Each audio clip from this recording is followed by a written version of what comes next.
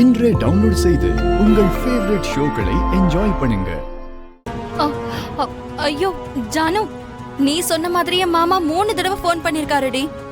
நான் தான் கவனிக்கல. ஐயோ அக்கா, அங்க கோல்ட் ஷாப் ஓபனிங் நடந்துட்டு இருக்கு. அது போஸ்ட்போன்லாம் ஆகல. மாமா அங்கதான் போயிருக்காரு. உன்னையும் அங்க வர சொல்றதுக்காக தான் போன் பண்ணிருப்பாருன்னு நினைக்கிறேன். ஆனா நீ தான் போன் எடுக்கவே இல்ல. என்னது, கோல்ட் ஷாப் ஓபனிங் நடந்துட்டு இருக்கா? ஆமாக்கா, நான் அத ஆன்லைன்ல பார்த்தேன்க்கா.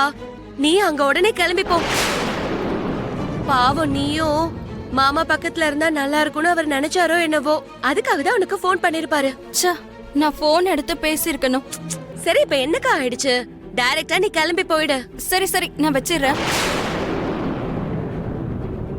என்னாச்சு அண்ணி? உன் அண்ணா அந்த நகை கடை ஓபனிங்ல தான் இருக்காராம் சஞ்சனா. என்னையும் அங்க வர சொல்லி போன் பண்ணிருக்காரு போல. அப்படியா? நீங்க எப்படியோ ரெடியா தானே இருக்கீங்க அண்ணி. அப்ப கிளம்புங்க. ஜானுவும் அதை தான் சொல்ற சஞ்சனா.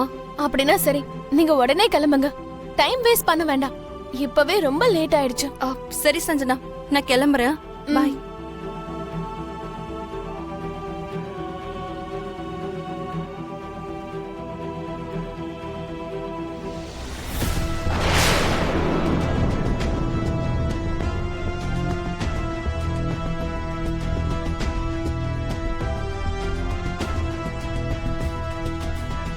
மாமா பக்கத்துல இருக்க இந்த பொண்ணு யாரு? பாக்குறதுக்கு ரொம்ப நெருக்கமா இருக்க மாதிரி இருக்க. மாமாவை தனியாவே விட மாட்டேங்கிறா. இவ யாருன்னே தெரியலையே. எப்படியாவது இந்த பொண்ணு யாருன்றத கண்டுபிடிக்கணும். அக்கா கிட்ட ஷாப் ஓபனிங் போஸ்ட்போன் ஆயிடுச்சுன்னு சொன்னாரு. இப்ப என்னடானா இன்னொரு பொண்ணோட அங்க போயிருக்காரு. அப்ப என்னவா இருக்கும்? அண்ணா, ஆட்டோவை கொஞ்சம் ரவுண்டான பக்கம் திருப்பிடுங்க. சரிங்கம்மா.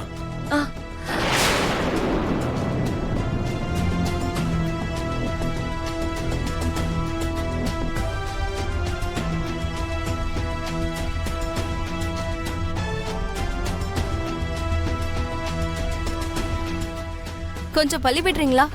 ப்ளீஸ். கொஞ்சம் மித்ரா, ப்ளீஸ். இந்தாங்க சார். எனக்கு கொஞ்சம் பள்ளி விடுங்க. என்ன அவசரம்? கொஞ்சம் பள்ளி விடுங்களேன்.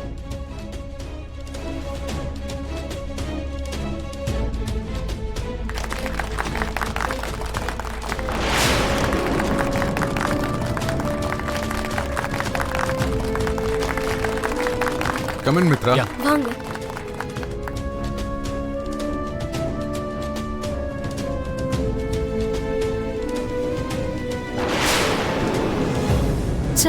இது இப்பதான் பிஞ்சு போணுமா? இப்ப நான் ஸ்லிப்பர் போடாம வெறும் காலோட உள்ள போனா அவரோட மரியாதையே போயிடும். அவ்வளவு தூரத்துல இருந்து வந்து எல்லார் முன்னாடியும் அவரை கேவலப்படுத்தின மாதிரி ஆயிடும்.